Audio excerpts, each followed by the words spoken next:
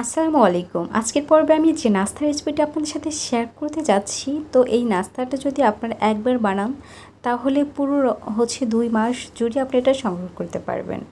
তো এটা বানানোর জন্য জাস্ট আপনাকে একটু সময় আর ধৈর্য নিয়ে বানাইতে হবে, তাহলে কিন্তু পুরো 2 মাস আপনাকে আর বাচ্চাদের নাস্তার জন্য কোনো রকম টেনশন করতে হবে না।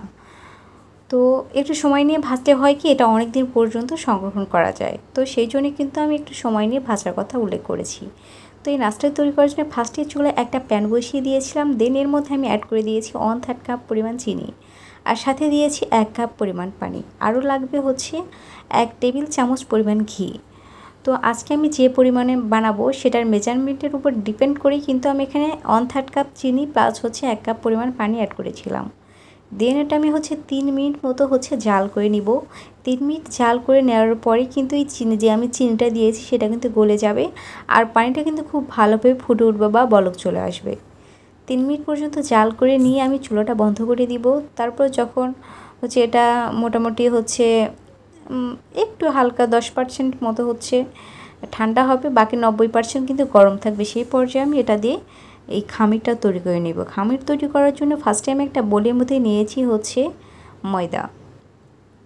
আমি এখানে 1.5 কাপ পরিমাণ ময়দা ইউজ করেছি। আপনারা চাইলে এখানে আটাটাও ইউজ করতে পারবেন, বাট এখানে 1.5 কাপ পরিমাণ ময়দা প্লাস আটাটা অথবা আটাটা ইউজ করতে হবে।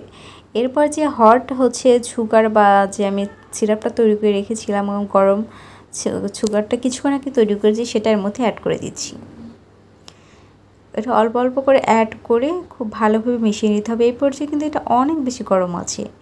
তো এই মাখিয়ে নেওয়ার প্রসেসটা কিন্তু আপনারা চাইলে স্পুন দিয়ে বা চামচ দিয়ে কিন্তু করতে পারবেন, যেহেতু এটা অনেক বেশি গরম। অল্প অল্প করে এই মিশ্রণটা আমি অ্যাড করছিলাম আর এভাবে মাখিয়ে নিচ্ছিলাম।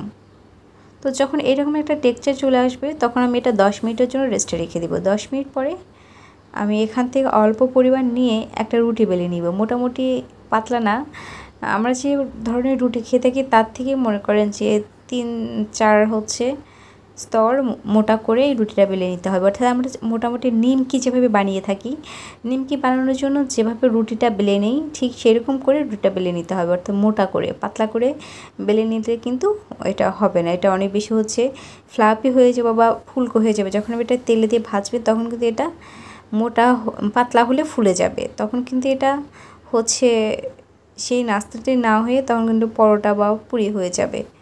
তো এই জন্যই কিন্তু এটা একটু মোটা করে বেলে নিতে হবে। আমি আপনাদেরকে পুরোটাটা দেখিয়ে দিচ্ছি। এই যে দেখেন এটা পুরোটাটা ঠিক কেমন হয়েছিল। এবার নাইফ দিয়ে আমি এভাবে কেটে নিচ্ছি। আপনারা চাইলে এটা যে কোনো আকৃতিতে যে কোনো ডিজাইনে কেটে নিতে পারবেন। এভাবে যে কেটে নিতে হবে এমন কোনো বাধ্যবাধকতা নেই। জাস্ট এভাবে বানিয়ে খামিরটা তৈরি করে নিতে হবে, তারপর যে কোনো আকৃতিতে বা যে কোনো সাইজে এটা কেটে নিলেই হবে।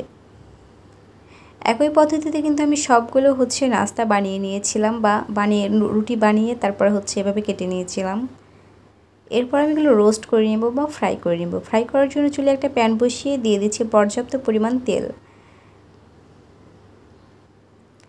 আসলে তেল আপনি কতটুকু দেবেন সেটা না, আসলে আপনি কোন কন্টেইনারে এইটা ফ্রাই করবেন সেটার উপর ডিপেন্ড করে তেলের পরিমাণটা। যদি এখন আপনি 10 কেজির কড়াইয়ে 1 কেজি তেল দেন তাহলে কিন্তু তেলটা তলানিতে পড়ে থাকবে।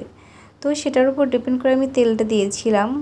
এবার আমি চুলার আঁচটা লো টু মিডিয়ামে রেখে ধৈর্য সহকারে এটা ভেজে নিয়েছিলাম। আর এই প্রত্যেকটা পর্ব ভেজে নিতে আমার সময় লেগেছিল প্রায় 10 থেকে 11 মিনিট পর্যন্ত। তাহলে বুঝতে পারছেন কতটা স্লোলি আর কতটা ধৈর্য সহকারে আমি এই নাস্তাটি ভেজে নিয়েছিলাম। যেহেতু আমি অনেক দিন পর্যন্ত এটা সংরক্ষণ করব, তো সেটার কথা মাথায় রেখেই আমি কিন্তু এটা ধৈর্য সহকারে সময় নিয়ে ভেজে নিয়েছি। একদিন কষ্ট করলে যদি পুরো 2 মাস এটার ফল পাওয়া যায় তাহলে কিন্তু মন্দ হয় না। তো সেজন্যই কিন্তু আসলে আমি আজকেই কষ্ট করেছি। তো আজ কেমন লেগেছে আজকে আমার এই ক্রিসপি নাস্তার রেসিপিটি তা অবশ্যই কমেন্টস করে জানাবেন। ভালো লাগলে আমার পরিবার সদস্য হবেন, আর যারা ফেসবুক থেকে দেখে থাকছেন তাদের জন্য রইল অফুরন্ত ভালোবাসা। অবশ্যই আমার পেজটি ফলো করে দিবেন। তো আজকের মতো এ পর্যন্তই। সবাই অনেক বেশি ভালো থাকবেন, সুস্থ থাকবেন। আবারও দেখা হবে আপনাদের সাথে নতুন কোনো ভিডিও নিয়ে। আল্লাহ হাফিজ।